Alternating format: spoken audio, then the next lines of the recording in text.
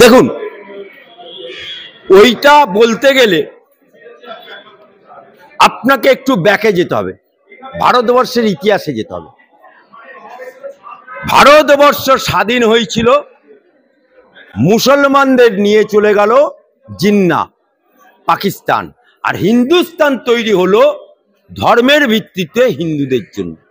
কিন্তু যখন খান আব্দুল খান, গপ্পার খান এবং মৌলানা আবুল কালাম আজাদ তারা নেহরু পরিবারকে বলল যে আমরা পাকিস্তানে যাব না, আমরা ভারত ছেড়ে যাব না, তখন নেহরু পরিবার ঘোষণা করলো এবং জিন্নাহ ঘোষণা করলো। কি ঘোষণা করলো?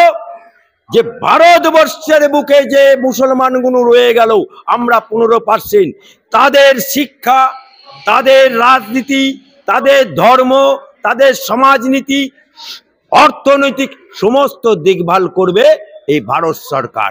আর জিন্নাহ ওখানে ঘোষণা করলো যে ওখানে যে হিন্দু সংখ্যালঘু রয়ে গেল তাদের জীবন, জীবিকা, ধর্ম সমস্ত রক্ষা করার দায়িত্ব জিন্নাহর, পাকিস্তানের। এবং একটা চুক্তি হলো, সেই চুক্তিটার নাম হচ্ছে লিয়াকত চুক্তি। পরবর্তীকালে পাকিস্তান ভেঙে বাংলাদেশ হলো। কিন্তু বাংলাদেশে যে মহারাজকে আজকে গ্রেপ্তার করেছে এই ইউনূস সরকার, আমরা এর তীব্র প্রতিবাদ জানাচ্ছি এবং নিন্দা জানাচ্ছি। এবং আমি এই ওখানকার ইউনূস সাহেবকে হুঁশিয়ারি দিয়ে বলছি, ইউনূস সাহেব,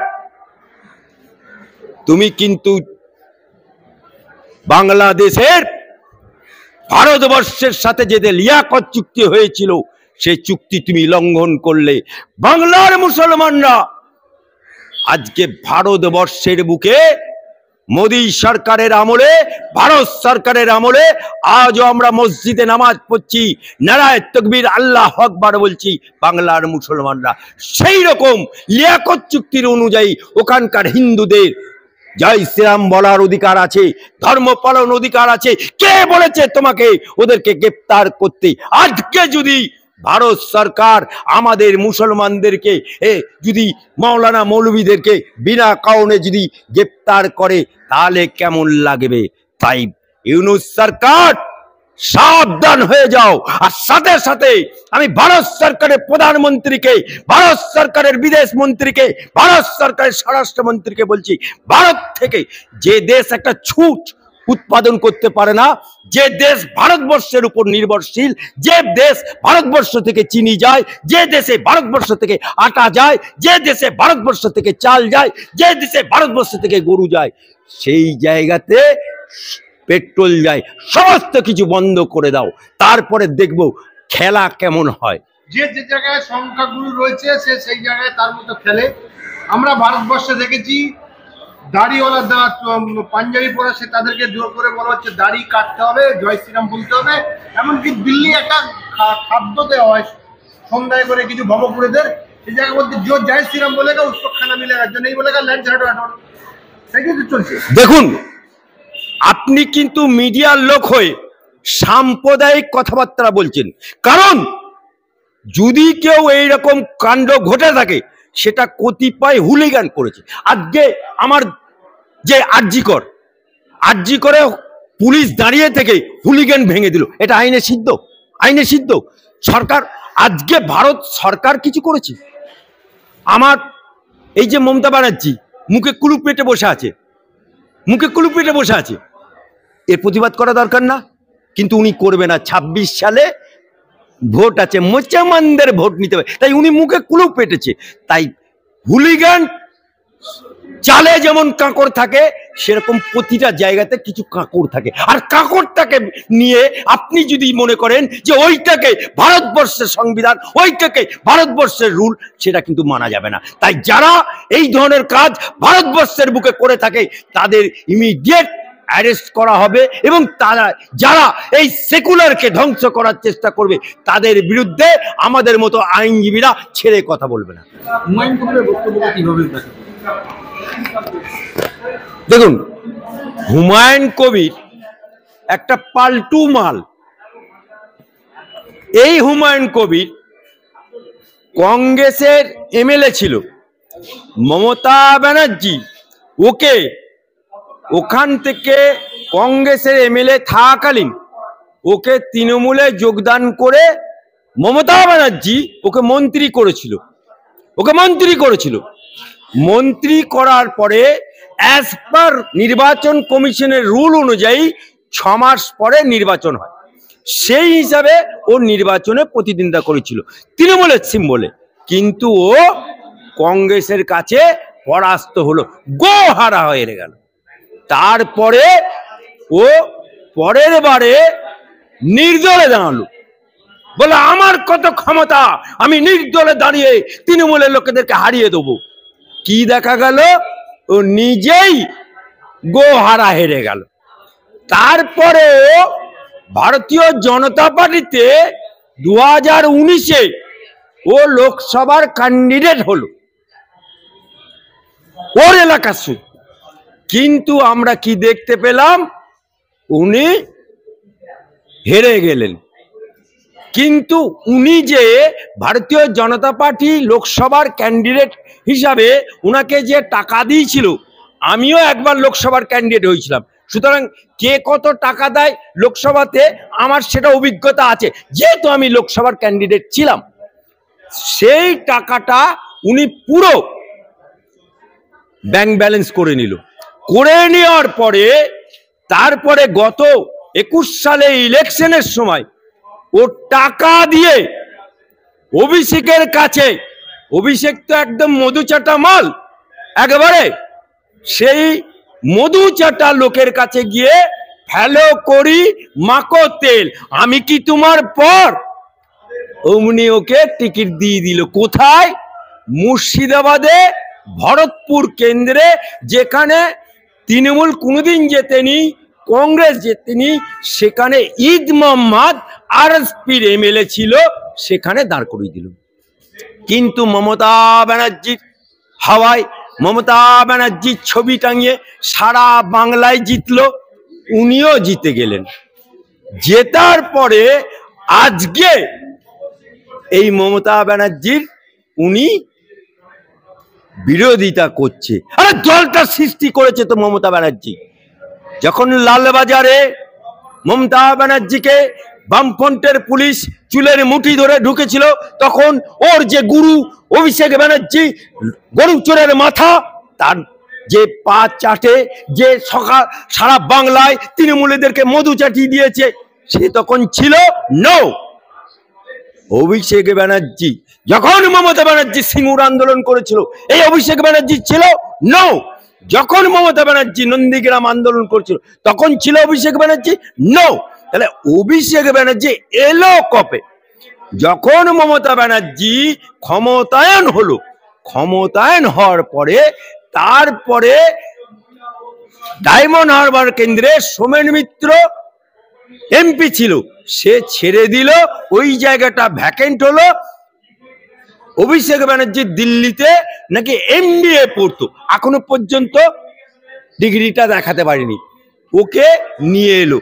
মমতা ব্যানার্জির দয়, পিসিমণির দয়, মায়ের দয়, বাংলা মায়ের দয়, উনি জিতে গেলেন। জিতে দেখছি আরে এ তো বিশাল মধুর হাড়ি, মধু চাটতে চাটতে চাটতে সারা বাংলায় এই যে যত চোর দেখছেন, যারা জেল খাটছে, সবাইকেও মধু চাটিয়ে দিল, সবাইকে মধু। এখন মা বাদ দিয়ে বিন বুলায়ে মেহমানের মতো মা বাদ দিয়ে কোনোদিন সন্তান হয় না। তাই মমতা ব্যানার্জিকে যে অস্বীকার করে, সে তৃণমূলে থাকতে পারে না, সে তৃণমূলের কুলাঙ্গার। তাই সে এখন ও তো পাল্টি খাওয়া মাল। আবার দেখবেন অধীর চৌধুরীর পা ধরে কংগ্রেসে যোগদান করেছে, কারণ ওর তো কোনো ইজ্জত নেই। আজকে ওর ইজ্জত, ও ভরতপুর কেন্দ্রের এমএলএ, এই ভরতপুরে 2 নম্বর ব্লকে সালারে, ওকে দেখলে তৃণমূলের লোকেরা ওকে রে করে যায়। ভরতপুর 1 নম্বর ব্লকে তৃণমূলের লোকেরা ওকে গালাগাল দেয়। সুতরাং এই মালটা বাজারে ভেসে থাকার জন্য আজকে অভিষেক ব্যানার্জির গুণগান গাইছে। ওকে শোকজ করবে বলে সিদ্ধান্ত নেওয়া হয়েছে। ফিরহাদ হাকিমরা বৈঠক করেছে যে হুমায়ুন কবিরকে শোকজ করা হবে 3 দিনের মধ্যে। আরে শোকজের তো উত্তরও দিয়ে দেবে, এরকম তো শোকজ হয়েছিল। এ মালটাকে তৃণমূল থেকে বার করে দেওয়া উচিত, কান ধরে বার করে দেওয়া উচিত, কিন্তু তৃণমূল তো বার করবে না, খালি শোকজের নোটিশ। কারণ ও যদি হিন্দু হতো, ও যদি মুসলমান না হতো, তাহলে পড়াশ করে বার করে দেবে। কিন্তু যেহেতু মুসলমান আর মমতা ব্যানার্জির মুসলমান ভোট নিয়ে জিতে আছে, তাই মুসলমানকে এখন শোকজ করছে। আপনি অভিষেক বন্দ্যোপাধ্যায়ের শিক্ষা যোগ্যতা নিয়ে সার্টিফিকেট বারবার চান, আপনার কাছে কি কোনো ভালো চাকরি বাকরি আছে? অভিষেক বন্দ্যোপাধ্যায়কে কি দেবেন নাকি? সেই জন্য বারবার এই চান, আমাকে দেখানি, এখনো দেখান। আরে আমাকে কেন দেখাবে? জনগণকে দেখাবে। জনগণ, সে লোকটা এত বড় চিটিংবাজ যে নির্বাচন কমিশনে লেখে আমি ঘর ভাড়া দিয়ে খাই, অথচ তার কালীঘাটে বিশাল বড় বাড়ি, যে বাড়িতে উঠতে গেলে লিফট চাই, যে বাড়িতে মোজাক করা পাথর কোথা থেকে এলো? ওদের কাকু আছে না, একটা কাকু বলে আমার বাসকে কেউ ছুতে পারবে না, আমার কালীঘাটের কাকু, আমার বাসকে কেউ ছুতে পারবে না। এই লোকটি চাকরি কাউকে দরকার নেই, এর চাকরি হবে সেটা হচ্ছে তিহার জেলে। চাকরি কেসার ওদের একটা 3.5 বছরের জেল খাটা আসামি আছে না, কুনাল ঘোষ, যে বলেছিল মমতা চোর, সাউদা নাদার টাকা আছে, সে আবার বলছে কড়াই ভাঙা যায় না। ঠিক কথা বলেছে, কারণ কলাই এমনিতে ভাঙা যায় না। ও জেল খেটে জেলের ঘানি টানতে গিয়ে ও জাঁতাতে কড়াই ভেঙেছিল, তাই মটর কলাইয়ের কথা ওর মনে পড়ে যাচ্ছে। আমরা দেখছি যে অভয়ের বাবা মা তারা বিধানসভার ভিতরে নওশাদ সিদ্দিকী এবং বিরোধী দলনেতা শুভেন্দু অধিকারীকে যাচ্ছে মেয়ের বিচারের দাবিতে। কি বলবেন, আরো কত লেট হবে?